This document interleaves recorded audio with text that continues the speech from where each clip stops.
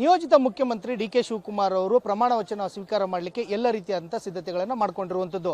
ಆದರೆ D K Shivakumar ಅವರ ಸಚಿವ ಸಂಪುಟದಲ್ಲಿ ಯಾರೆಲ್ಲ ಸಚಿವರಾಗ್ತಾರೆ ಅನ್ನೋದು ಸಾಕಷ್ಟು ಕುತೂಹಲಕ್ಕೆ ಕಾರಣವಾಗ್ತಾ ಇರುವಂತದ್ದು. ಯುವ ಶಾಸಕರುಗಳು ಮತ್ತು 2-3 ಬಾರಿ ಗೆದ್ದಿರತಕ್ಕಂಥ ಶಾಸಕರುಗಳು ಸಹ ಈ ಬಾರಿ ಹೊಸಬರಿಗೆ ಅವಕಾಶವನ್ನು ಮಾಡಿಕೊಡಿ ಅನ್ನೋ ಒಂದು ಮನವಿಯನ್ನು ಸಹ ಮಾಡ್ಕೋತಾ ಇದ್ದಾರೆ.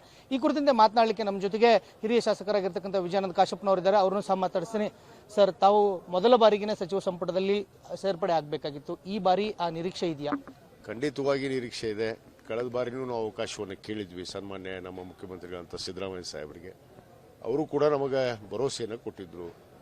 ಇಲ್ಲ, ಮುಂದಿನ ಬಾರಿ ನಿಮಗೆಲ್ಲರಿಗೂ ಅವಕಾಶ ಮಾಡಿಕೊಡ್ತೀವಿ, ಯಾರ್ಯಾರು ಯುವಕರಿದ್ದೀರಿ ಅಂಥವ್ರಿಗೆ ಸಮುದಾಯದ ವಾರು ನಾವು ಗುರುತಿಸಿ ಅವಕಾಶವನ್ನು ಕಲ್ಪಿಸಿಕೊಡ್ತೀವಿ ಅಂತ ಹೇಳಿದರು. ಅದಾಗಿ ಕೂಡ ನಮಗೆ ನಿಗಮ ಮಂದಿರಿ ಒಂದು ಅಧ್ಯಕ್ಷ ಸ್ಥಾನವನ್ನು ಕೊಟ್ಟಿದ್ದರು. ಅಧ್ಯಕ್ಷ ನಾವು ಬೇಡ ಅಂದರೂ ಕೂಡ ಇಲ್ಲ ತಗೊಳ್ಳೇಬೇಕು ಅಂಥೇಳಿ ನಮ್ಮ ವರಿಷ್ಠರಿಂದ ಹಿಡಿದು ನಮ್ಮ ಎಲ್ಲ ನಾಯಕರು ಹೇಳಿದ್ದಕ್ಕೆ ನಾವು ಅಧ್ಯಕ್ಷರಾಗಿದ್ವಿ. ಬಹುತೇಕ ಇವತ್ತು ನಮ್ಮ ನೂತನ ಶಾಸಕಾಂಗ ಪಕ್ಷದ ನಾಯಕರು ಏನು ಇವತ್ತಿನ ನಮ್ಮ ಪಕ್ಷದ ಘೋಷಿತ ಮುಖ್ಯಮಂತ್ರಿಗಳಂತ ಸನ್ಮಾನ್ಯ ಡಿ ಕೆ ಶಿವಕುಮಾರ್ ಸಾಹೇಬರು ಕೂಡ ನಮ್ಮ ಬಗ್ಗೆ ಅಪಾರವಾದ ಪ್ರೀತಿ ಇದೆ, ಗೌರವ ಇದೆ. ಖಂಡಿತವಾಗಿ ಈ ಬಾರಿ ನಮಗೆ ಅವಕಾಶವನ್ನು ಕಲ್ಪಿಸಿಕೊಡ್ತಾರೆ ಅನ್ನೋದು ವಿಶ್ವಾಸ ಇದೆ. 2023 ಚುನಾವಣೆಯಲ್ಲಿ ಲಿಂಗಾಯತ ಸಮುದಾಯ, ಅದರಲ್ಲೂ ವಿಶೇಷವಾಗಿ ಉತ್ತರ ಕರ್ನಾಟಕ, ಕಲ್ಯಾಣ ಕರ್ನಾಟಕದಲ್ಲಿ ಕಾಂಗ್ರೆಸ್ ಪರವಾಗಿ ಮತವನ್ನು ಹಾಕಿರುವಂಥದ್ದು. 35ಕ್ಕೂ ಹೆಚ್ಚು ಶಾಸಕರಿದ್ದೀರಾ. ಎಷ್ಟು ಸಮುದಾಯವಾರವಾಗಿ ಎಷ್ಟು ಶಾಸಕರುಗಳಿಗೆ ಸಚಿವ ಸ್ಥಾನ ಸಿಗಬೇಕು ಅನ್ನೋ ಒಂದು ಬಯಕೆ ಇದೆ ಸರ್? ನೋಡಿ, ಇವಾಗಲೇ ಸರ್ಕಾರ ನಮ್ಮ ವರಿಷ್ಠರು ನಿರ್ಧಾರ ಮಾಡಿದ್ದಾರೆ.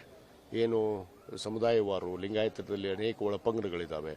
ಆ ಒಳಪಂಗಡಗಳ ಎಲ್ಲರಿಗೂ ಅನುಗುಣವಾಗಿ ಕೊಟ್ಕೊಂಡು ಇವತ್ತೇನು ಹೊಸಬರಿಗೆ ಅವಕಾಶ ಮಾಡಿಕೊಡುವಂಥದ್ದು. ಆ ಒಳಪಂಗಡಗಳಲ್ಲಿ ಅನೇಕ ಜನ ಗೆದ್ದಿದ್ದೀವಿ. ಅಂಥವ್ರಿಗೆ ಹೊಸಬರಿಗೆ ಅವಕಾಶ ಮಾಡಿಕೊಟ್ರೆ ಅದಕ್ಕೆ ಹಳೆ ಬೇರೆ ಇರಲಿ, ಅವರು ನಮಗೆ ಮಾರ್ಗದರ್ಶನವನ್ನು ನೀಡಲಿ. ಹೊಸ ಚಿಗುರಿಗೆ ಅವಕಾಶವನ್ನು ಕಲ್ಪಿಸಿಕೊಟ್ರೆ ಇವತ್ತು ಪಕ್ಷ ಸದೃಢ ಆಗೋಕ್ಕೆ ಸಾಧ್ಯ, ಸಂಘಟನೆ ಆಗೋದಕ್ಕೆ ಸಾಧ್ಯ. ಮುಂಬರುವಂಥ ಎಲ್ಲ ಚುನಾವಣೆ, GBA ಚುನಾವಣೆ ಇರ್ಬೋದು, ಈ ಸದ್ಯಕ್ಕೆ ಮುಂದೆ 28ಕ್ಕೆ ಚುನಾವಣೆ ಇದೆ, ಜಿಲ್ಲಾ ಪಂಚಾಯಿತಿ, ತಾಲೂಕ್ ಪಂಚಾಯಿತಿ ಎಲ್ಲ ಚುನಾವಣೆಗಳಲ್ಲಿ ಕೂಡ ನಾವು ಒಗ್ಗಟ್ಟಾಗಿ ಕೆಲಸ ಮಾಡೋದಕ್ಕೆ ಯುವಕರಿಗೆ ಒಂದು ಶಕ್ತಿಯನ್ನು ಕೊಟ್ಟಂತೆ ಆಗುತ್ತೆ.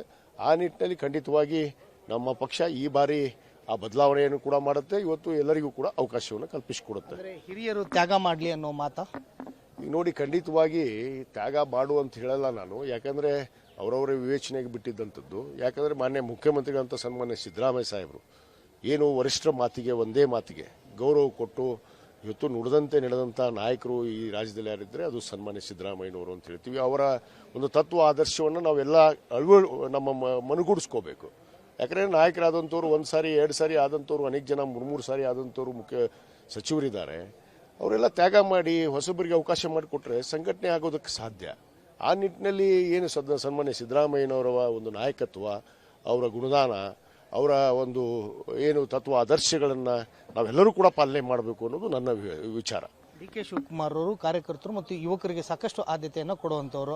ಅವರ ಕ್ಯಾಬಿನೆಟ್ನಲ್ಲಿ ಹೆಂಗ್ ಕ್ಯಾಬಿನೆಟ್ ಆಗುತ್ತೆ ಅನ್ನೋ ಭರವಸೆ ಏನಾದ್ರು ನಿರೀಕ್ಷೆ ಇದೆಯಾ? ಖಂಡಿತವಾಗಿ ಕಳೆದ 6 ವರ್ಷದಿಂದ ಪಕ್ಷವನ್ನು ಗಟ್ಟಿಯಾಗಿ ಸಂಘಟನೆ ಮಾಡಿ ರಾಜ್ಯದಲ್ಲಿ ಅಧಿಕಾರ ತರುವುದರಲ್ಲಿ ಪ್ರಮುಖ ಪಾತ್ರವನ್ನು ವಹಿಸಿದಂಥ ಸನ್ಮಾನ್ಯ ಡಿ ಕೆ ಶಿವಕುಮಾರ್ ಅವರು ಸಂಘಟನಾತ್ಮಕವಾಗಿರ್ಬೋದು, ಎಲ್ಲರಲ್ಲಿ ಕೂಡ ಚತುರ ಅನ್ನಿಸ್ಕೊಂಡಿರುವಂಥವ್ರು. ಆ ಚತುರತನ ಅವರಲ್ಲಿ ಇದೆ.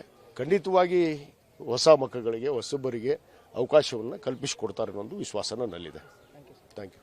ಇದಿಷ್ಟು ಶಾಸಕರಾಗಿರ್ತಕ್ಕಂಥ ವಿಜಯಾನಂದ ಕಾಶಪ್ಪನವರ ಮಾತುಗಳು. ಈ ಬಾರಿ ನನಗೆ ಅವಕಾಶ ಸಿಗುತ್ತೆ, ಆ ನಿರೀಕ್ಷೆನೂ ಸಹ ಇದೆ ಅನ್ನೋ ಒಂದು ಮಾತುಗಳನ್ನು ಆಡ್ತಾ ಇರುವಂಥದ್ದು. ಕ್ಯಾಮರಾಮನ್ ಅಜಯ್ ಜೊತೆ ವೀರೇಶ್ ದಾನಿ, guarantee news, Bengaluru. Guarantee news, ಸುದ್ದಿ ಖಚಿತ, ನ್ಯಾಯ ನಿಶ್ಚಿತ.